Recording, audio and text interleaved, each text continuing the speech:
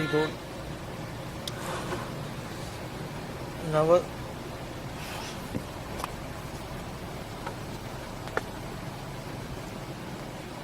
सर्व तीर्थ भ्रमिया तैर्थिक जहा पाय, नवद्वीप स्मरणे शैलाभ शास्त्र गाय।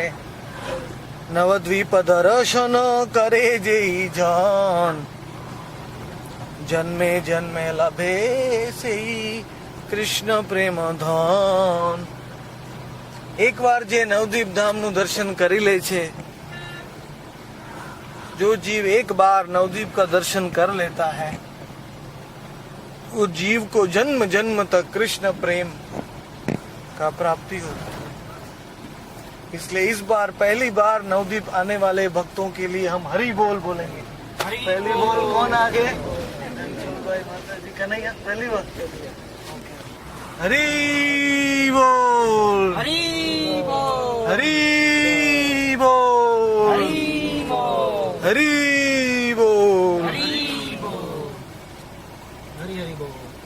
अभी आपका टिकट और पासपोर्ट और वीजा कंफर्म हो गया गोलोक के लिए। जन्म जन्म तक आप भी भूल जाएंगे भगवान को, तो भगवान आपको नहीं भूलेंगे। जो नवद्वीप का एक बार दर्शन कर लेता है, और वो भी गौर पूर्णिमा की तिथि के समय में, तो 1000 पूर्वजों को वो साथ में लेके जाता है गोलोक। बाकी समय में आएगा तो अकेला जाएगा, मतलब परिवार के साथ। लेकिन गौर पूर्णिमा में जो आके गंगा स्नान करता है, गौरांग को दर्शन योगपीठ में और मायापुर का दर्शन और परिक्रमा करने से 1000 पूर्वज, काका मामा चाचा सब वंश पूरा गोलोक में चला जाता है। इतना प्रभाव है मायापुर का। गौर पूर्णिमा की तिथि कर्म बुद्धि जोगे जय नवद्वीप जाय, नर जन्म आरो से जन नहीं पाए। अरे भक्ति भाव की बात तो छोड़ो, जो पैसे कमाने के लिए नवद्वीप में आता है और जो अद्वैत ज्ञान अर्जित करने के लिए भी नवद्वीप में आता है, मतलब ज्ञान के लिए, खाली भक्ति के लिए नहीं, या अर्थ उपार्जन के लिए, वैसा व्यक्ति को भी माँ का पेट और कभी नहीं देखना पड़ता।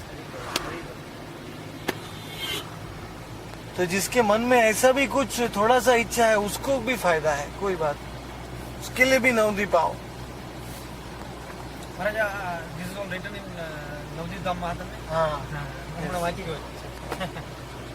એના બે ખંડ છે, એક છે પરિક્રમા खंड और एक है प्रमाण खंड। नवद्वीप धाम महात्म्य के 2 खंड हैं। उसमें प्रमाण खंड सब संस्कृत में है, अथर्व वेद में से, अनंत संहिता में से शंकर जी ने पार्वती को नवद्वीप का महिमा बताया था।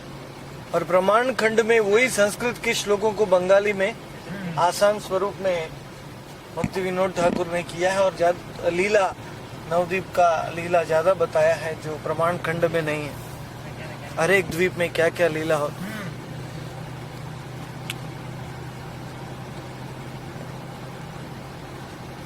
नवद्वीप भ्रमिते जे पदे पदे पाय, कोटि अश्वमेध फल सर्व शास्त्रे गाय। नवद्वीप में एक एक पग रखने से, पदे पदे एक एक पद में 1-1 करोड़ अश्वमेध यज्ञ का फल मिलता है, एक एक कदम रखने से।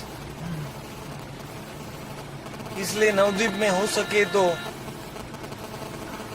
मोटा मोटा चप्पल पहन के नहीं घूमना चाहिए। जैसे गोपाल जी ने मुझे ये दिया चप्पल, बहुत नरम चप्पल से धाम में अगर चप्पल के बिना हो सके और अगर पहनना है तो ऐसा कुछ नरम, जो पहन लेगा तो मोजा, हाँ मोजा पहन सकते हैं, या वो एरोप्लेन में देते हैं वो नरम वाले, वो लाना चाहिए। होटल में हाँ तो लाऊं हर वक्त बेहतर। हाँ वो रखना चाहिए धाम में। क्योंकि धाम को कष्ट नहीं हो,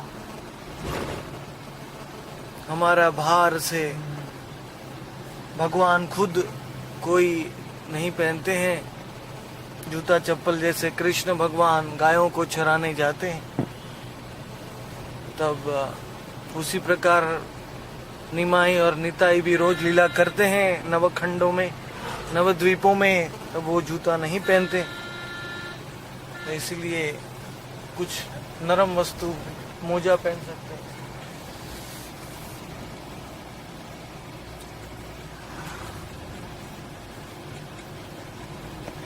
और वो क्या है, कुछ पहनोगे तो 1 करोड़ के बदले आधा करोड़ का फल मिले, आधा हो जाएगा, लेकिन तो भी फल तो बहुत है।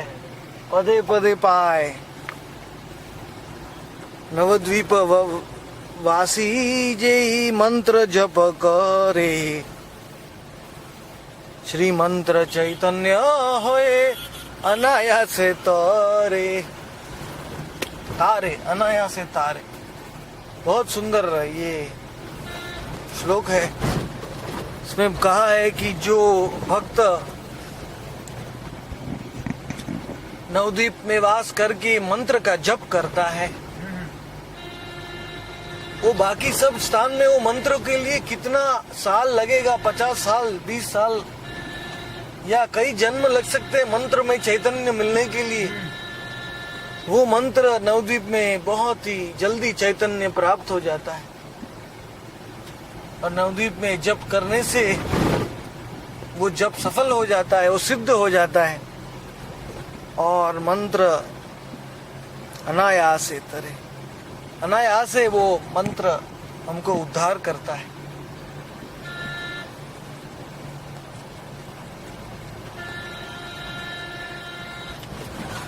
अन्य तीर्थे योगी 10 वर्षे लभे जाहा, नवद्वीपे 3 रात्रे साधि पाए ताहा। अन्य तीर्थों में महायोगी लोग जिन्होंने अपनी इंद्रियों को नियंत्रण किया है, वो 10 वर्षों में जो प्राप्त करते हैं, वो नवद्वीप में कितनी रात में मिलता है?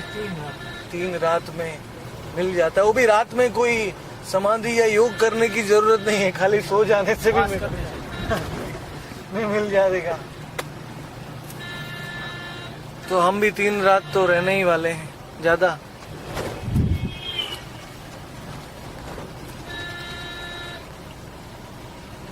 पंद्रह की रात, 16 की रात, 17 की रात, 18 की, हाँ 4-5 रात्र तो 15, 16, 17, 18, 19।